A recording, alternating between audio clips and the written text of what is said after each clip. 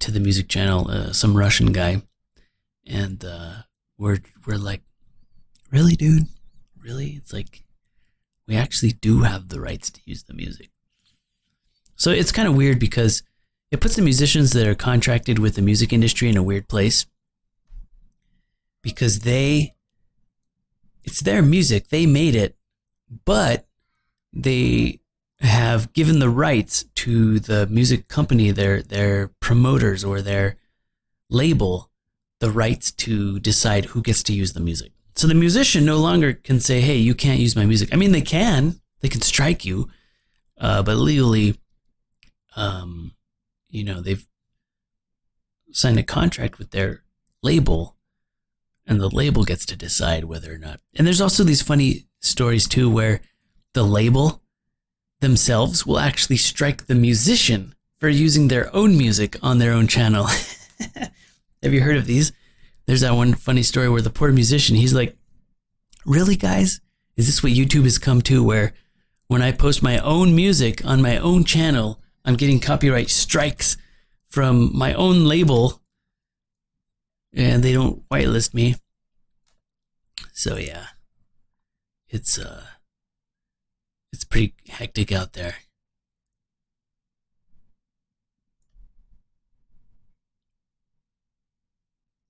Darksock wants to sign on. Okay. I can send you a contract. I mean, I can partner you right now. The partnership thing takes 5 minutes. You just sign up to YouTube, you get partnered. Everything's activated on your YouTube channel pretty much on the spot. You just have to, you do the application. They send you back an email. You approve the application. You say yes. You go on your YouTube dashboard and you say yes. Freedom. You authorize it, and then you're partnered. So that part's done. The next part is if you want your music to be promoted by Sketch and be put onto the Sketch channel and have your music fingerprinted through the Freedom Network, through George's music system, that's a different contract. And I actually have a contract that I can send you. You can read it to see if if that's what you want to do. You want to get it fingerprinted and stuff like that and promote it on the Sketch channel. What I mean, I don't mean promoted on the Sketch channel. I mean actually put up on the Sketch channel to, as uploaded there as well. Then I can do that for you. Could you send me an email? Yeah, and that's the Freedom deal too. That partnership is going to be through the Freedom. That means, you sign the contract, you say, okay, I'm partnered with Sketch. I want my stuff fingerprinted and promoted, and then we take that music, and because only the stuff that's fingerprinted are the stuff that we get direct permission to fingerprint, because that's some pretty heavy stuff. Like we can't fingerprint. We can't fingerprint a remix that has Skrillex in it or something, because if we do that, then we're asking God knows what kind of trouble we're asking for there. Because Skrillex's guys are sharks, man. Those guys will come in for the kill. Oh, here we go. Setting up for another Chaos Bolt. But, yeah, okay. Cool, yeah, send me a mail, and then, because that's exciting.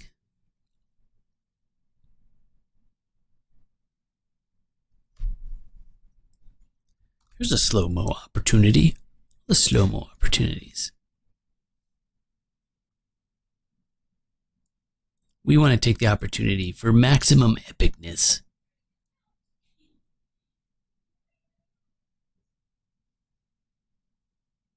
Hey, what happened there? That was kind of a weird transition, wasn't it?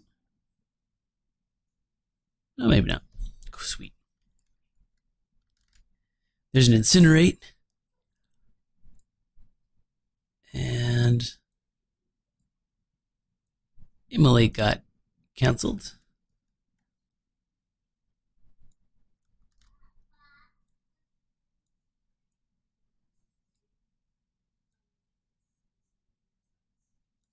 How long should I make my outro? Your outro, you want it to be a couple of seconds because you want to give the viewers a couple of seconds to click on it, right? If you've got some clickable items in your outro. So I make my outro at least 30 seconds, and I don't always play all 30 seconds of it. My template happens to be 30 seconds long. Maybe I only use 15 seconds of it one time. Maybe I only use 10 seconds or 15. If your outro has a song in it, if you want to miss the automated copyright matching system, and also to be within fair use guidelines, you can only use a very small part of the music, so maybe only a couple of seconds. So in the case that I have an outro that's got a song in it, I don't want it to get claimed. I might only use 10 seconds of that song to. They can still claim it. They can claim 10 seconds still, but the automated system won't automatically claim it if it's only 10 seconds. As of today, anyway. But sometimes I use all 30 seconds of it. I'll use all 25 seconds, I think is my outro. Just to leave it there so my outro video might play something, or it might give the viewer a chance to click on my video instead of all of those videos that just appear at the end. You want your viewers to click on your video so that, because you've got lots of videos up there, and maybe you want to direct the viewer to click on something. If it's like a tutorial I do, I'll link on my outro a similar tutorial. So maybe that would actually help them out. Instead of going back and searching again, maybe it's just the next tutorial I did that is the one they need. So yeah, just depending on what you're trying to do. There's a Chaos Bowl. Let's emphasize that one.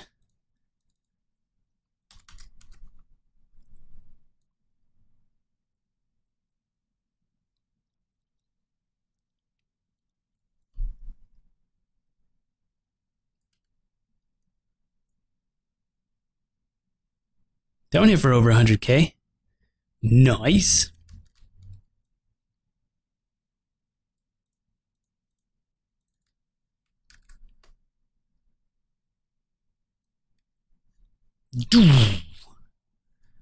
Get shit on.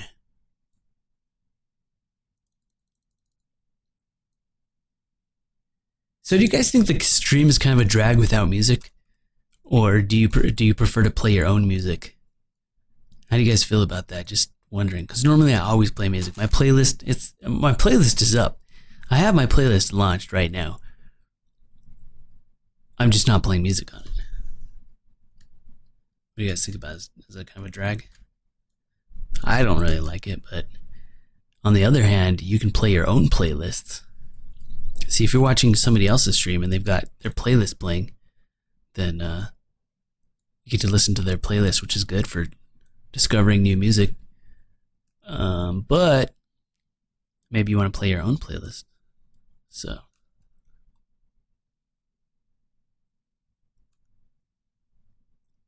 C-Matrix says, I made it 10 seconds and it's only for coming soon video. 10 seconds is good. 10 seconds is good. You guys are fast clickers. So people, they already know whether or not they want to click on it. They just click. If they're going to click it, they'll click it.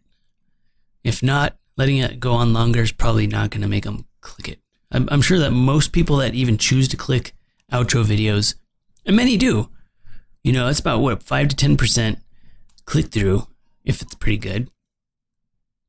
That 5 to 10% of people are probably going to click it within the first few seconds. Anyway, so there you go. How do you move the axis thing?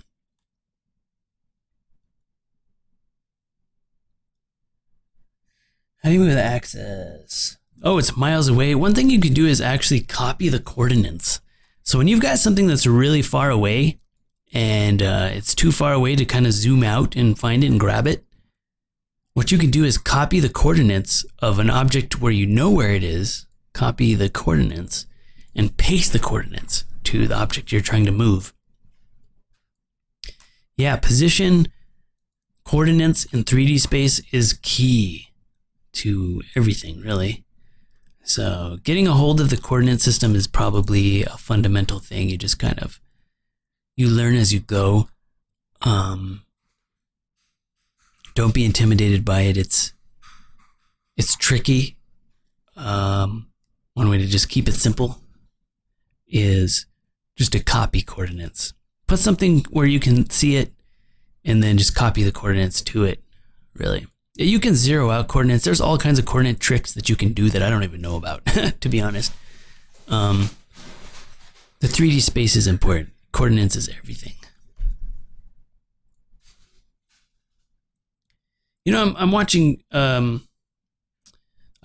flirt with each other again, and I don't see any good slow-mo spots, so I'm just gonna let it play until we find a good one. I think this footage, we're 9 minutes into it, so I think this might even be the second. This is the second to the last fight, so I'm pretty much almost done. And then when I finish this, I'll probably take a break for dinner. Then I'll be back for the late night stream. What? I'm gonna play some games later. So we'll play games when I come back later. I'm not gonna leave yet. This is gonna take still a couple of minutes to do. And then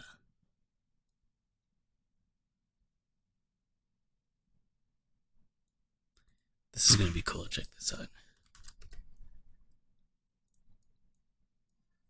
The stun effect kind of has this AoE effect to it that makes it really cool to slow down. In fact, I could probably slow it down just a bit sooner. It's like, poof.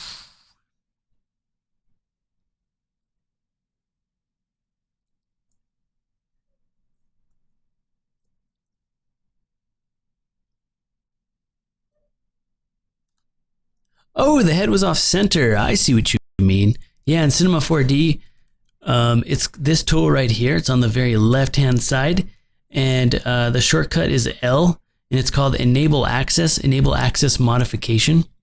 And what you can do with it is probably better that I open up a new thing. Let's say that you have here a square, and I really like squares, but I like circles even more. So let's say you have a circle.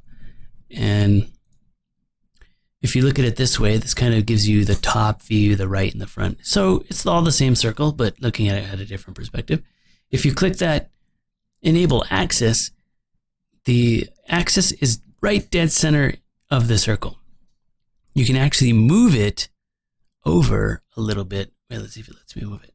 It might actually have to be an object. So if it's an object, you can move the axis over to a different point, and now the axis stays there.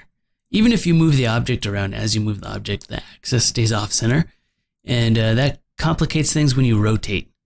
So before, if the axis is dead center when you rotate it, it's just going to rotate like it's the Earth on an axis. But now if the axis is offset and you rotate it, it's like the pivot point is the center of the axis, and now it pivots around all weird. So now it's like the moon orbiting instead of the planet itself, if that makes sense. Whoa! It's spinning! Woo! It's already at 10,000 degrees. 11, 12, 13. Okay, I'm tired. Whew. My heart rate got up there, spinning that. Whew. I need to slow down. I'm not ready for that. All right. How's that? Did we do it? Did we answer it? Did we get a little workout in the process? Nice.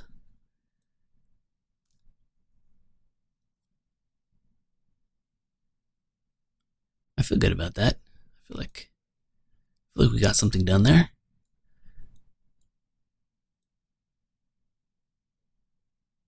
Holy Defeat says, see you guys. All right, dude. Take it easy. Colonel Wasteman says, saved his life there. Okay. Good. Good. Glad we made progress there. I wonder how the YouTube stream is doing. Let me check in on that really quick. The YouTube stream has 2 people watching. Yes! YouTube! Wait, that camera's not on. Yeah. Hey, YouTube guys, if you guys are watching on the YouTube channel, make sure you come and check out the Twitch channel as well. Because you can stream a higher quality over here. It'll sound better too. And plus, when I play music on this channel, I'm going to mute the YouTube stream because YouTube's getting mad at me for the music. YouTube said if I get a content ID